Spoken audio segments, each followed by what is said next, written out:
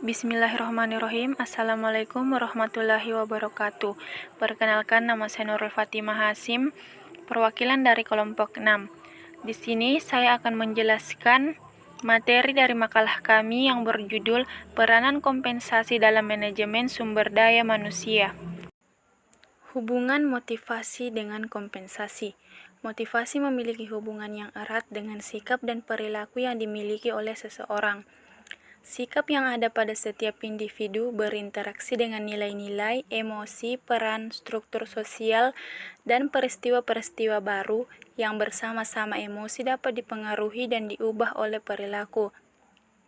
Perubahan sikap ini dimungkinkan karena pikiran manusia adalah suatu kekuatan kompleks yang dapat mengadaptasi, mempelajari, dan memproses setiap informasi dan perubahan baru yang diterimanya.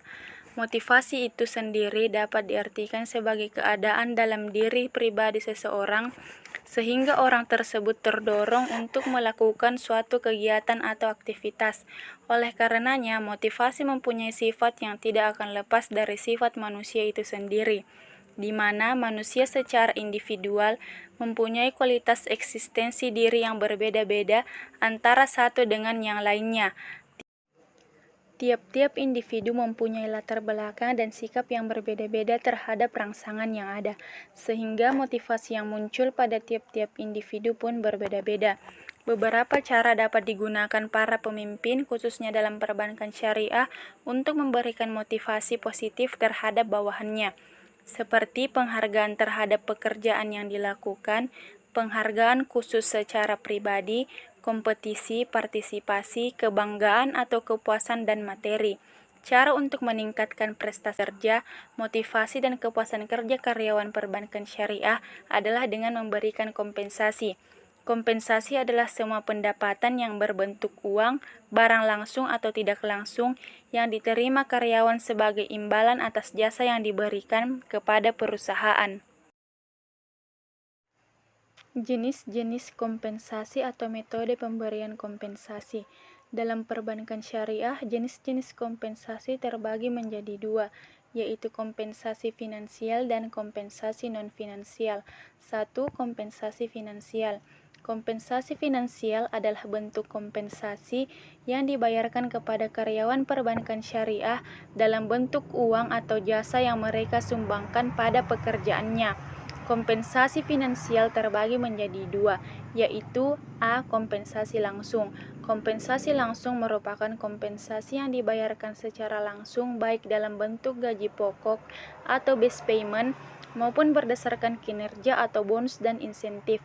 Kompensasi langsung adalah berupa perlindungan umum, yaitu jaminan sosial, pengangguran, dan cacat. Perlindungan pribadi berupa pensiun, tabungan, pesangon tambahan, dan asuransi. Bayaran tidak masuk kantor berupa pelatihan, cuti kerja, sakit, liburan, acara pribadi, masa istirahat, dan hari libur nasional. Dan tunjangan siklus hidup yang berupa bantuan hukum, perawatan orang tua, perawatan anak, program kesehatan, konseling, penghasilan, dan biaya pindah. Kompensasi langsung dapat berupa gaji pokok termasuk pembayaran aplusan dan premi, dan pembayaran berdasarkan kinerja yang berupa bagian saham, bonus, pembayaran tunjangan, dan pembayaran insentif. Pembayaran secara langsung dapat dilakukan berdasarkan tambahan waktu dan berdasarkan kinerja.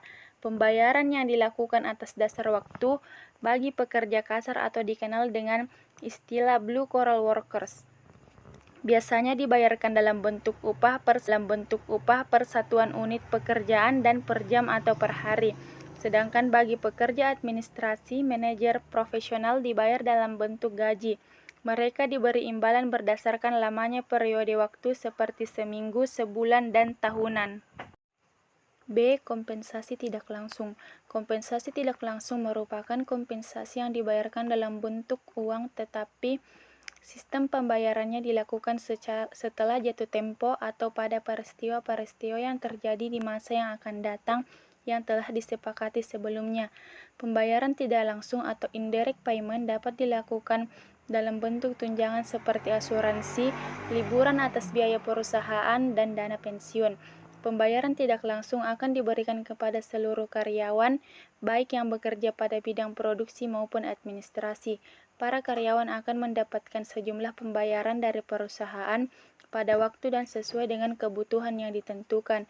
Setiap karyawan akan mendapatkan hak perlindungan kesehatan dan jiwa dalam bentuk asuransi sesuai Undang-Undang Ketenagakerjaan Republik Indonesia Nomor 13 Tahun 2003, mewajibkan setiap pemberi kerja akan diberikan pertanggungan asuransi kepada pekerjanya.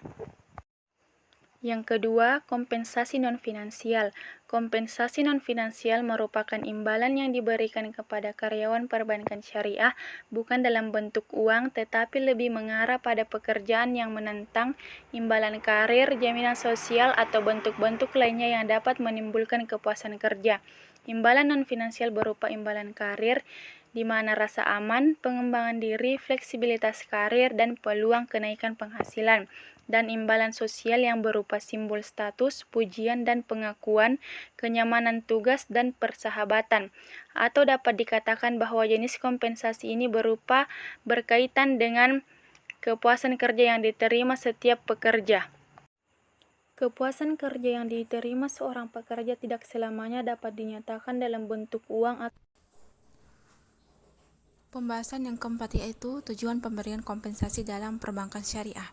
Yang pertama yaitu menarik orang-orang yang potensial atau berkualitas untuk bergabung dengan perusahaan. Kedua, mempertahankan karyawan yang baik. Ketiga, meraih keunggulan kompetitif. Keempat, memotivasi karyawan dalam meningkatkan produktivitas atau mencapai tingkat kinerja yang tinggi. Dan melakukan pembayaran sesuai aturan hukum.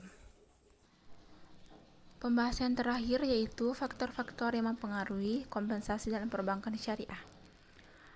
Bagian A yaitu penawaran dan permintaan tenaga kerja. B. Kemampuan dan kesediaan perusahaan. C. Serikat buruh atau organisasi karyawan. D. Produktivitas karyawan. E. Pemerintah dan undang-undang. F. Biaya hidup. G. Posisi jabatan karyawan. H. Pendidikan dan pengalaman kerja. I. Jenis-jenis dan sifat pekerjaan. Dan yang terakhir yaitu kondisi perekonomian nasional. Baiklah, itulah pembahasan materi mengenai peran kompensasi dalam manajemen sumber daya manusia. Semoga apa yang saya sampaikan dapat bermanfaat bagi kita semua. Terima kasih.